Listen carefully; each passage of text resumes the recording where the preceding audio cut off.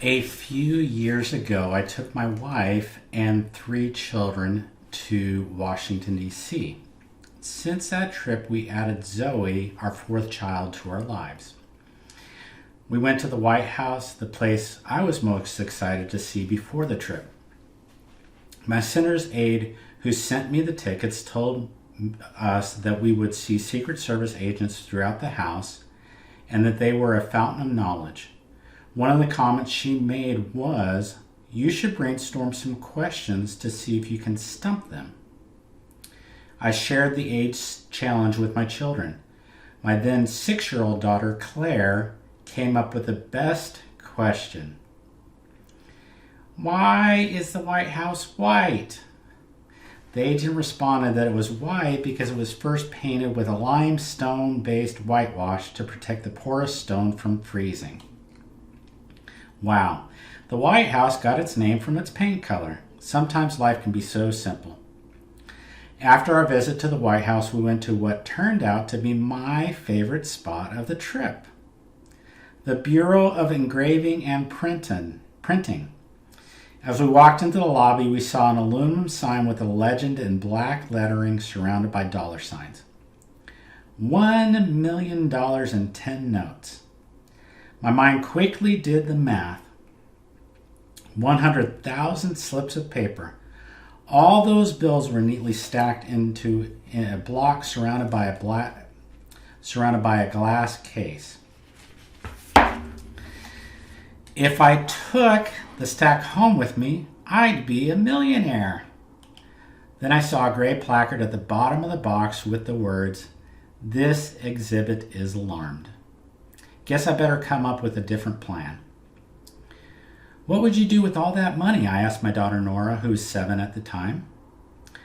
I would go on a shopping spree at the American Girl doll store in Chicago.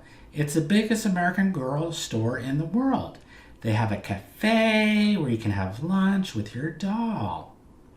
That sounds like so much fun. What would you do with your money, Claire? I'd buy all the Legos in the world. I would get the Friends Ferris wheel and the roller coaster and the mansion. Eee! I chuckled and I said, "We'd have to get you a bigger room to store all those Legos."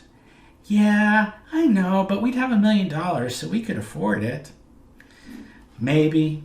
It depends on how many Legos you buy." Then I thought to myself, this is how I got suckered by my child into making Lego the biggest toy company in the world. We all beamed as we fantasized about newfound wealth. We waited about half an hour for a tour to start, and then it was our time to see how money gets made. We walked along a corridor about 30 feet above the factory floor. Below us, one of the workers grabbed a couple sheets of uncut currency. He fanned his face with the paper as he said, "This is hard work." My children and I giggled. I thought, I want to have his hard work. At the end of the tour, I reflected on all the machinery and equipment. Raw materials went into the printing press. A plate applied 20,000 pounds of pressure per square inch to the paper and ink. Then a cutting machine sliced the sheets up into bills. I thought, what would it be like to print money at will? You own a legal money printing machine. With your business, you have the ability to create money from nothing. You can make as much money as you want. We would be foolish with our money press if we took some of the paper and lit it on fire, or dumped the bottle of ink down the toilet. That would be pure stupidity. If we wanted the greatest amount of money possible for us to create, we would use every scrap of paper and drop of ink to print as much money as possible. We would never throw away the raw ingredients. Why do we do so with our businesses? Why do we allow ourselves to waste money on expenses that do not add enough value?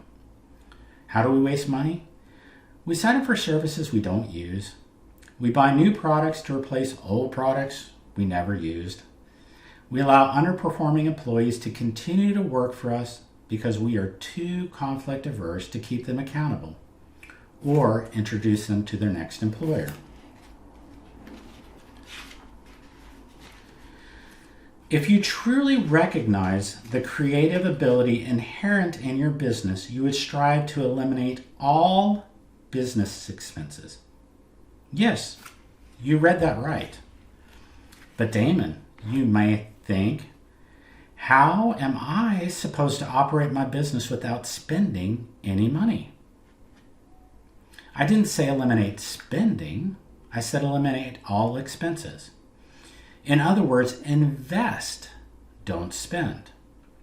When you invest, you create new money. When you spend on expenses, you deplete your money. If you spend $1 on advertising and it brings in $100 worth of new business, did you have an expense?